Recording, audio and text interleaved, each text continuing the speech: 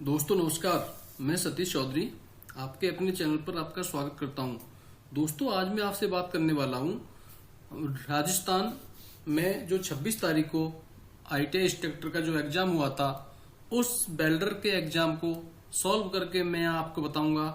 तो आप इससे आपने कितने सॉल्व क्वेश्चन किए हैं, जिन लोगों ने एग्जाम दिया है वो ये पता कर सकते हैं, और जिन लोगों ने एग्जाम नहीं दिया है वो 100 क्वेश्चन अपने वेल्डर के तैयार कर सकते हैं। तो दोस्तों इसमें मैं स्टेप बाय स्टेप सारे क्वेश्चनों को सॉल्व करूंगा। लोग जो कैंडिडेट मेरे चैनल से तैयारी करना चाहते हैं वो इसमें आराम से अपनी तैयारी कर सकते हैं। बहुत सारी वीडियोज इसमें मेरी पड़ी हुई हैं, आप देख सकते हैं। Welder solve paper, pipe welding, MiG welding, TIG welding, submerged arc welding, इस तरह की जो वीडियोज हैं इस चैनल पर बहुत सारी वीडियो पड़ी हुई हैं, और ITI से संबंधित जानकारी की भी वीडियो इस चैनल पर पड़ी हुई है। तो दोस्तों देर ना करते हुए हम चलते हैं राजस्थान के 26 तारीख को होने वाले के क्वेश्चन पेपर पर, जिसको मैं यहाँ सॉल्व करके बताऊंगा। इसमें आपको 150 क्वेश्चन मिले थे। पहले 50 क्वेश्चन राजस्थान जीके के थे और बाकी के 100 क्वेश्चन वेल्डर थ्योरी के थे। तो जो वेल्डर थ्योरी के जो क्वेश्चन थे इनको मैं सॉल्व करके आप लोगों को यहाँ बताऊंगा। तो वेल्डर के क्वेश्चन नंबर 51 यानी 51 से वेल्डर का क्वेश्चन पेपर चालू हुआ है। तो ये क्वेश्चन है आपका यहाँ पर इन लो प्रेशर वेल्डिंग, आप यहाँ देख सकते हैं इन लो प्रेशर वेल्डिंग। तो लो प्रेशर वेल्डिंग में, निम्न दाब गैस वेल्डिंग में, यानी इन लो प्रेशर वेल्डिंग में pressure of acetylene is low. क्या एसिटिलीन का प्रेशर लो रहता है? ऑप्शन बी है pressure of oxygen and acetylene is low. Oxygen और एसिटिलीन दोनों का प्रेशर लो रहता है। सी ऑप्शन है pressure of oxygen is low, oxygen का प्रेशर लो रहता है। या ऑक्सीजन इज नॉट यूज्ड, या ऑक्सीजन यूज ही नहीं की जाती। तो दोस्तों आपको मैं बता दूं, इन लो प्रेशर वेल्डिंग वो वेल्डिंग होती है जिसमें एसिटिलीन जनरेटर से बनाकर यूज की जाती है। जो जनरेटर हैं एसिटिलीन के, वाटर टू कार्बाइड और कार्बाइड टू वाटर, उनसे जो गैस एसिटिलीन बनती है उसको हम लो प्रेशर सिस्टम कहते हैं। और लो प्रेशर सिस्टम द्वारा जो वेल्डिंग करते हैं उसको लो प्रेशर वेल्डिंग कहते हैं। तो इसमें हमारा आंसर ऑप्शन ए राइट है, यानी कि pressure of acetylene is low. तो ये क्वेश्चन इसमें राइट है।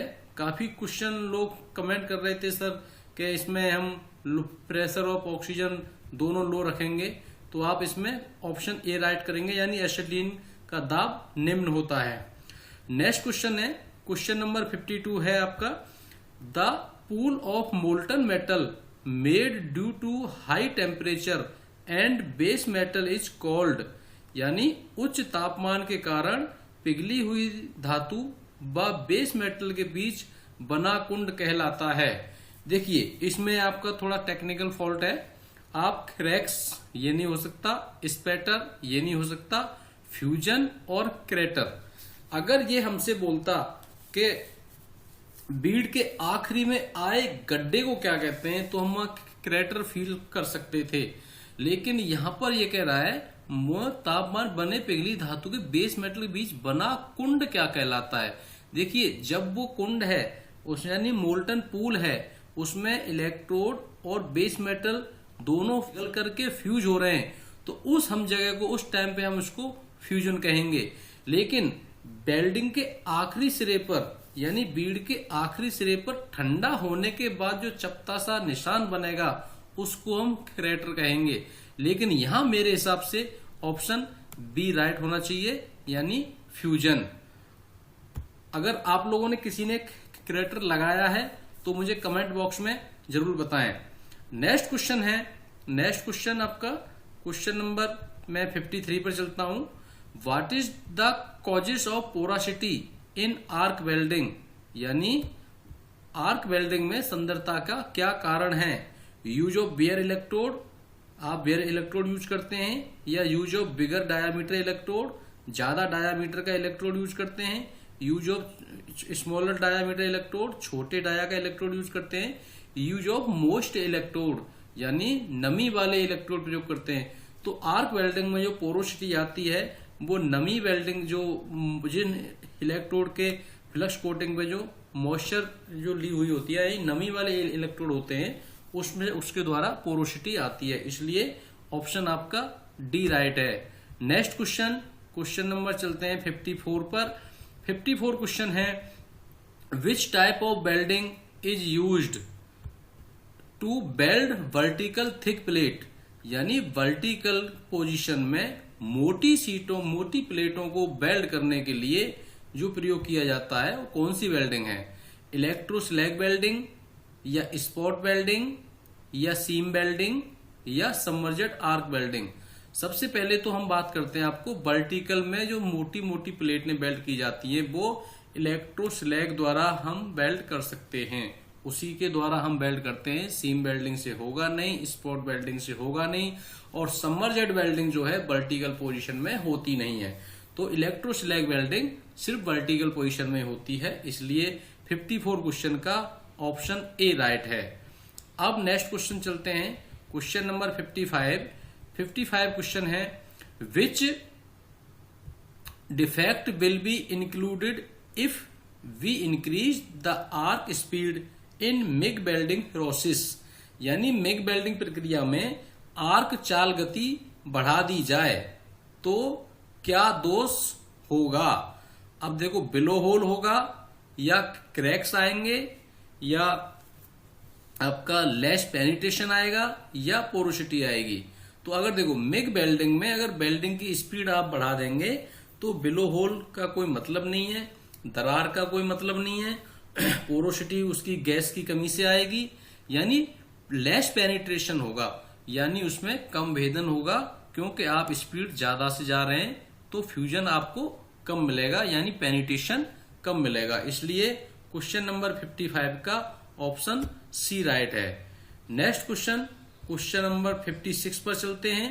क्वेश्चन नंबर 56 है, which among the following is not a type of resistance welding, यानी निम्नलिखित में से कौन सा एक प्रतिरोध वेल्डिंग का प्रकार नहीं है, यानी कौन सा रेजिस्टेंस वेल्डिंग नहीं है।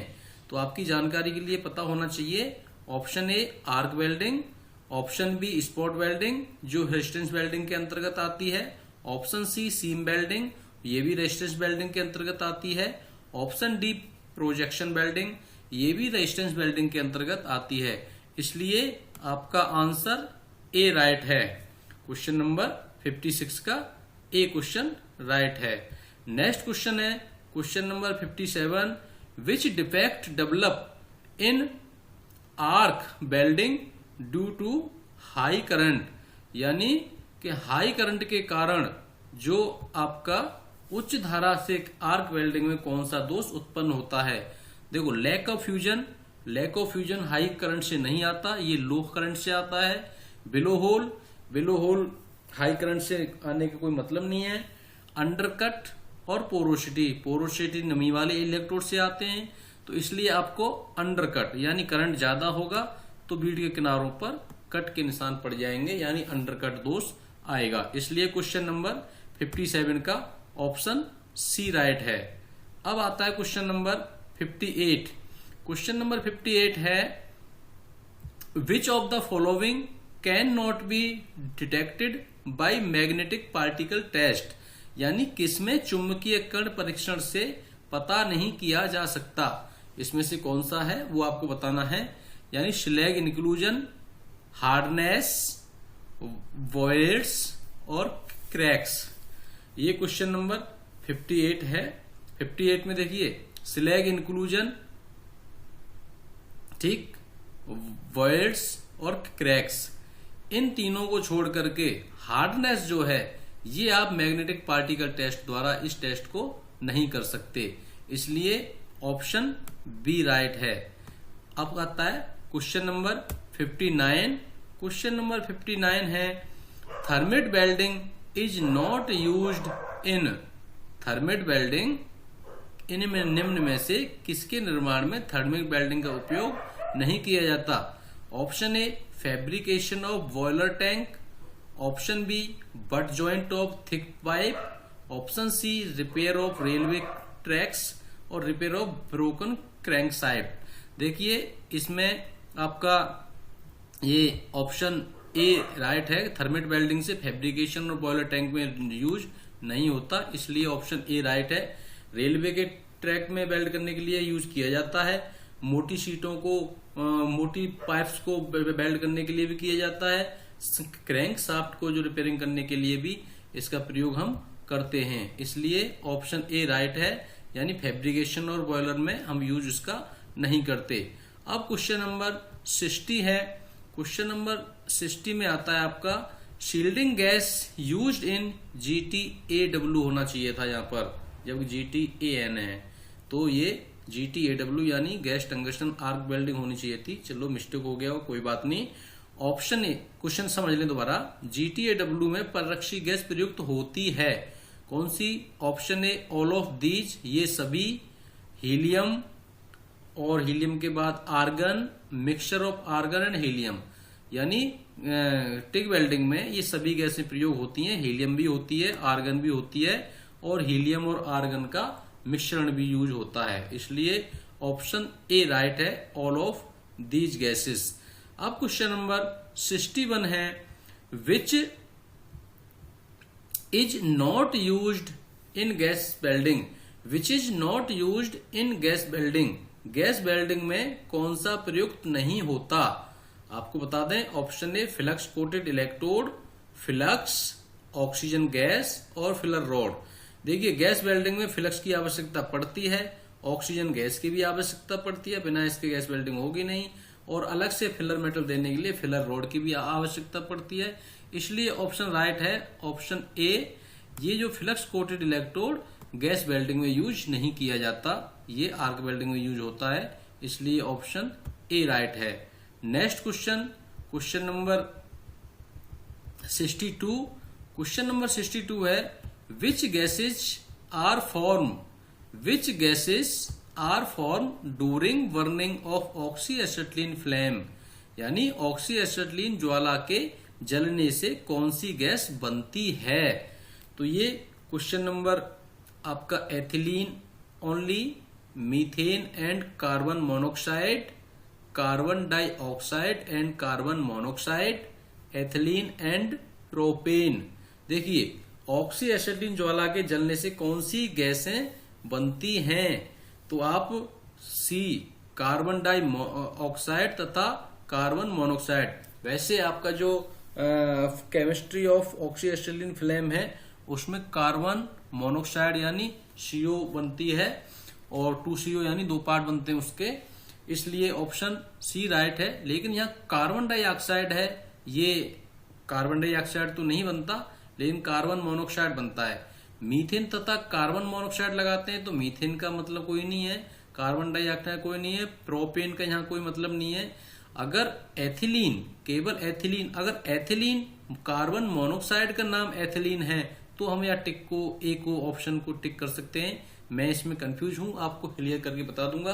अगर किसी के पास इस 62 आंसर क्वेश्चन का आंसर हो तो प्लीज कमेंट बॉक्स में जरूर बताना, क्योंकि ऑक्सी एसिटिलीन के जो सेकेंडरी कंजप्शन होता है वहां कार्बन मोनोक्साइड बनती है, कार्बन डाइऑक्साइड का कोई जिक्र नहीं है कहीं भी, इसलिए हम सी को टिक नहीं कर सकते, एथिलीन को, प्रोपेन को भी टिक नहीं कर सकते, मीथेन और कार्बन मोनोक्साइड को भी टिक नहीं कर सकते, केवल एथिलीन। अगर कार्बन मोनोक्साइड का सेकंड नाम एथिलीन है तो हम ए को टिक कर सकते हैं, वरना फिर ए को भी नहीं टिक कर सकते, क्वेश्चन ही रॉन्ग है। इसलिए अगर आपको किसी को 62 क्वेश्चन का आप लोगों ने क्या किया है आप मुझे कमेंट बॉक्स में जरूर बताना। Next question, question number 63। Question number 63 है आपका in gas tungsten arc welding which material is added to increase melting point, current carrying and electron emission characteristics. यानी गैस टंगस्टन आर्क वेल्डिंग में गलनांक, धारा प्रवाह, इलेक्ट्रॉन उत्सर्जन की विशेषता बढ़ाने के लिए क्या मिलाया जाता है? ये आपने देखा होगा, टंगस्टन इलेक्ट्रोड जो होते हैं वो 3 तरह के होते हैं, प्योर टंगस्टन का, थोरिएटेड टंगस्टन इलेक्ट्रोड और जिरकोनियम बेस्ड टंगस्टन इलेक्ट्रोड। तो इसमें आप क्या मिलाएंगे?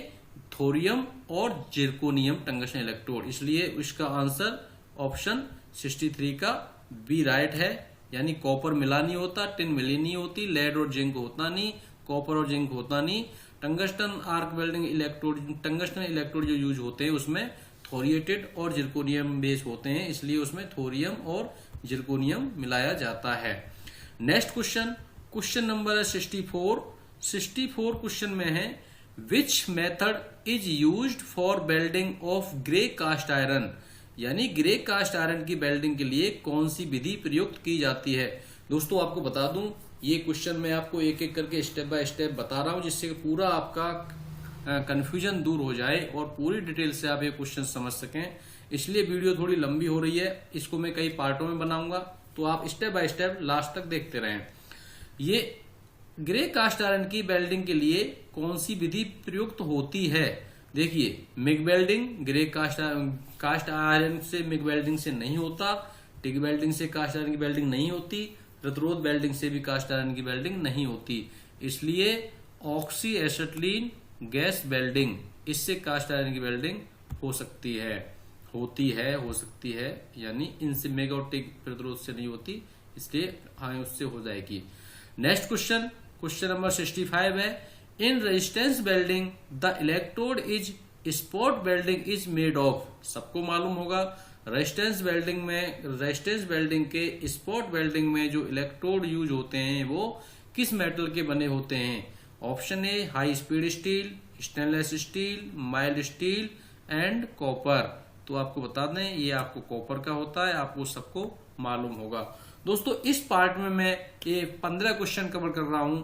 आगे की वीडियो आगे के क्वेश्चन नंबर 66 से मेरी नेक्स्ट वीडियो में आपको मिलेंगे, उसका लिंक डिस्क्रिप्शन में मैंने दिया हुआ है, आई बटन में लिंक है, आप वहां से देख सकते हैं। तो इस वीडियो में इतना ही, फिर आप नेक्स्ट वीडियो में अपलोड कर रहा हूं, उसमें आप इस वीडियो को देख सकते हैं।